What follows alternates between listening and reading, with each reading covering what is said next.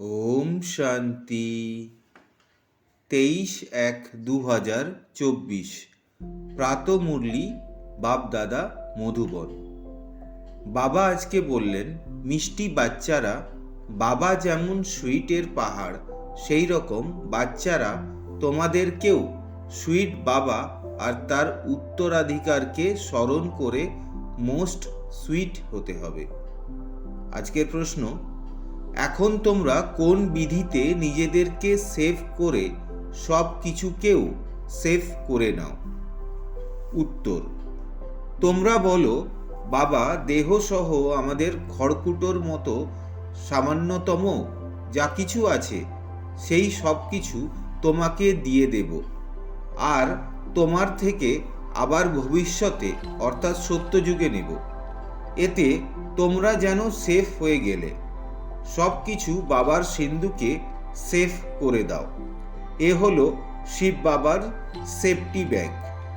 তোমরা বাবার সেফ এ থেকে অমর হয়ে ওঠো।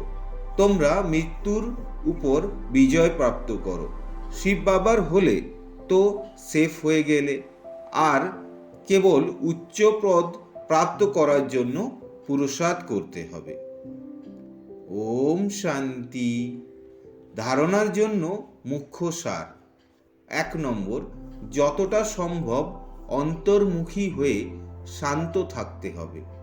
বেশি কথা বলবে না, অশান্তি ছড়াবে না, অত্যন্ত মধুরভাবে মধুর বলতে হবে।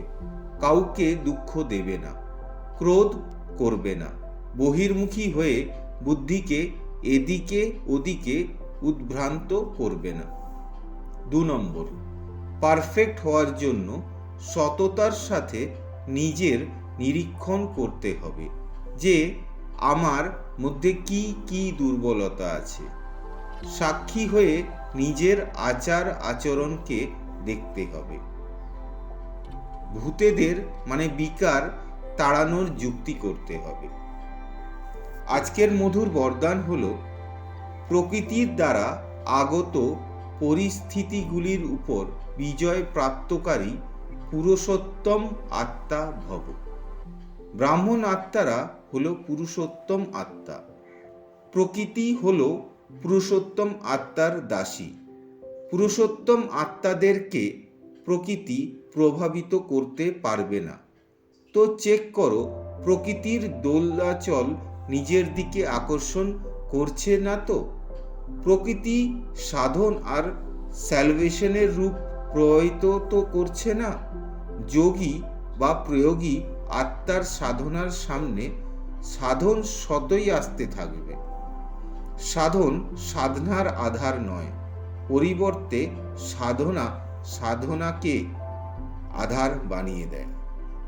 আজকের স্লোগান হলো, জ্ঞানের অর্থ হলো অনুভব করা আর অন্যদেরকে অনুভবী বানানো। শুক্রিয়া বাবা। ওম শান্তি।